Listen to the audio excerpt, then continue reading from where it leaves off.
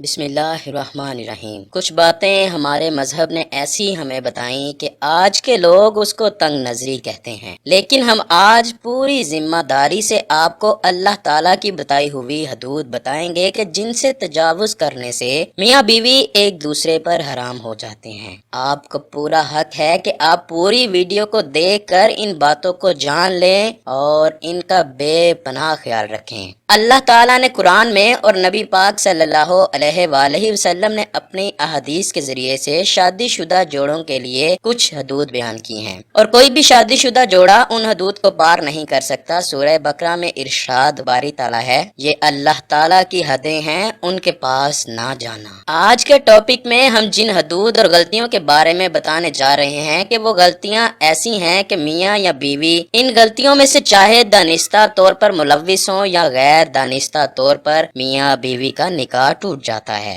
और बीवी मियाँ के लिए हमेशा हमेशा के लिए हराम हो जाती है। इसलिए इन गलतियों और हदूद के बारे में जानना हर शादीशुदा जोड़े के लिए लाजिम है, ताकि वो अपने आप को ऐसी गलतियों और गुनाहों से दूर रख सकें, ताकि उनकी जिंदगी में ऐसी पेचीदगी की नौबत ना आने पाए। ये गलतियां और गुनाह कौन कौन से हैं, इस बारे में अब हम मुकम्मल तफसील बयान करते हैं। निकाह टूटने की सबसे पहली वजह इस्लाम में जो बयान की गई है वो मौत है। मियाँ या बीवी में से जैसे ही किसी एक की रूह परवाज कर जाए तो उसी लम्हे निकाह खत्म हो जाता है और बीवी शोहर पर हराम हो जाती है। दूसरी वजह खुला है, जिसमें मियाँ बीवी बाहमी तौर पर तलाक लेने के लिए राजी हो जाते हैं। तीसरी वजह ईला है, जिसमें शोहर अपनी बीवी से 4 माह हम बिस्तरी ना करने की कसम खा ले और इस कसम के बाद वाकई ही 4 महीने हम बिस्तरी ना की जाए तो निकाह टूट जाता है। ये याद रहे कि जरूरी है कि शोहर कसम खाए, बिना कसम खाए हम बिस्तरी ना करने पर तलाक नहीं होगी। चौथी वजह जिससे निकाह टूट जाता है वो है लान,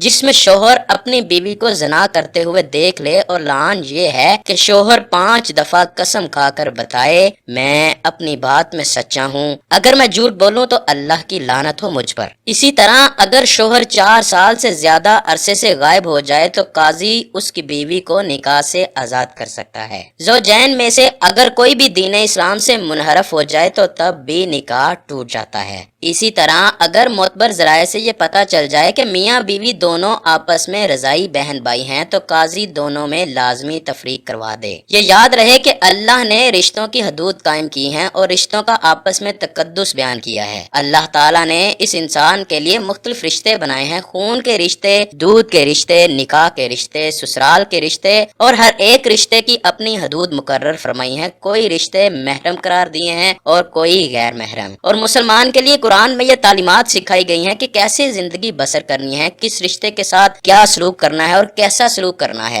हर रिश्ते के अपने अपने हकूक मुख्तस कर दिए गए हैं और उनकी हदूद भी बताई गई हैं। चले बात को निकाह के बाद के रिश्तों में वो हदूद बताते हैं जिनमें इंतहाई एहतियात की जरूरत है। अगर इन रिश्तों में जरा भर भी बेहतियाती की गई तो बीवी अपने शोहर के लिए हमेशा हमेशा के लिए हराम हो जाती है। यानी ऐसा होने से मियाँ बीवी का निकाह टूट जाता है। जब बेटा 7 साल से ऊपर का हो जाए तो चाहिए कि वो माँ के साथ ना सोए। इसी तरह बेटी जब 7 साल से ऊपर की हो जाए तो वो अपने बाप के साथ ना सोए। ये शरई हुक्म है, इसलिए इसकी पाबंदी बहुत जरूरी है। शरीयत ने ये अहकाम इसलिए नाफिज किए हैं कि अगर इन अहकाम की पासदारी ना की गई तो इसका नतीजा बड़ा खतरनाक है। इसी तरह जब बेटी 9 साल की हो जाए तो बाप को चाहिए कि उसे प्यार करने में एहतियात करे। बाप को चाहिए कि अगर वो प्यार करना भी चाहे तो सिर्फ बेटी के सर पर हाथ फेरे, बोसा लेना हो तो वो भी सर पर बोसा ले। इसी तरह बाप को चाहिए कि अगर जिस्म को बेटी के जिस्म से दूर रखे। इसी तरह बाप को चाहिए कि अपने जिस्म को बेटी के जिस्म से दूर रखे, क्योंकि अगर ये एहतियात ना बरती गई और कहीं बाप ने बेटी को ऐसे प्यार कर लिया कि बाप की शहवत या बेटी की शहवत उभर गई तो इस सूरत में उस शख्स के लिए अपनी बीवी यानी उसकी बेटी की माँ हमेशा हमेशा के लिए हराम हो जाएगी और उसका निकाह टूट जाएगा। और यह हुक्म माँ और बेटे का भी है। इसलिए हमारी अपनी बहनों से गुजारिश है कि वो भी अपने बेटों से प्यार करने में एहतियात बरतें। अहकाम शरीयत के मुताबिक उनको अपने बिस्तर से और इसी तरह बहनों के बिस्तर से दूर करें। आजकल दीन से दूरी और इस्लामी तालीमात को ना सीखने की वजह से पहले लाड़ प्यार में बच्चों को बिगाड़ा जाता है, उनको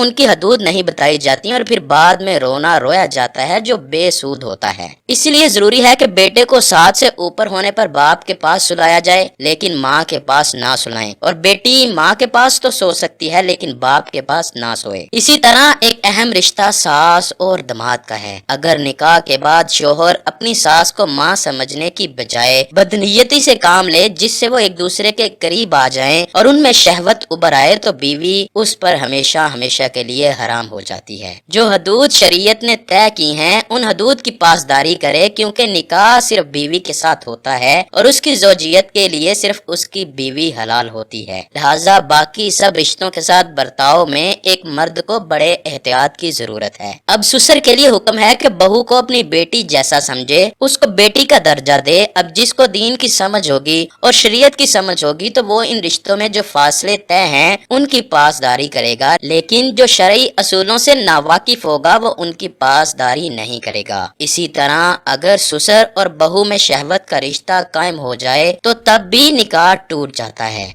आजकल के रिश्तों में तो पहले बेतकल्फियां इख्तियार की जाती हैं और जिन बेतकल्फियों को बुरा नहीं जाना जाता, जो बाद में इस हद तक चले जाते हैं कि लोग अपना निकाह ही तुड़वा बैठते हैं। खुदारा शरीयत को सीखिए और इस पर अमल पैरा हो जाएं, ताकि हमारे रिश्ते पाक साफ रह सकें और हमारे घरों में मज़कूरा बाला सूरत हाल भी पैदा ना हो। सबसे बेहतर रास्ता ये है कि कभी भी दो मुखालिफ हम जिन्सों को अकेले बैठने का मौका ना दिया जाए, क्योंकि उनमें तीसरा शैतान होता है जो किसी भी पाक रिश्ते को खत्म कर सकता है। आखिर में हम दुआ करते हैं कि ऐ अल्लाह पाक हमें शैतान के वसवसों से दूर रखना और हमें हमारे रिश्तों में पाक दामनी अता फरमा।